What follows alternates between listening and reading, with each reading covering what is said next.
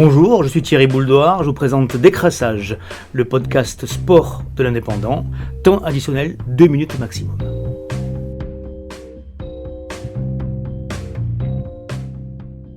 Le rugby n'est plus à un paradoxe près, mais celui-ci ne manque pas de saveur. Face à l'exposition télé, mieux vaut être faible que puissant.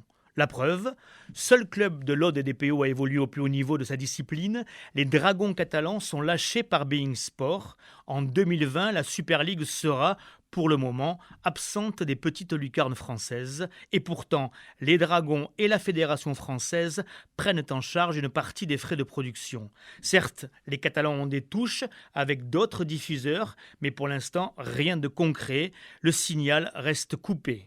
En Pro D2, l'USAP est une tête de gondole. Elle est à l'affiche de Canal+ Sport ou Eurosport 2 quasiment à chaque journée. Carcassonne pointe de plus en plus le bout du casque, mais il ne faut pas se leurrer sur les audiences. Canal+ Sport reste discret, mais les 150 000 abonnés sont très rarement dépassés en Pro D2, loin des audiences de France 3. La chaîne sans péage réunit 300 000 spectateurs pour un match le dimanche après-midi. C'est au moins 6 fois plus qu'un Munster-Clermont sur beIN Sport et 20 fois plus que la Pro D2 sur Eurosport 2. Et le grand gagnant est donc Narbonne. En Fédéral 1, la 3e division, le RCN vient d'être télévisé 2 vendredis consécutifs face à Bourg-en-Bresse et Bourgoin en prime time à 20h45.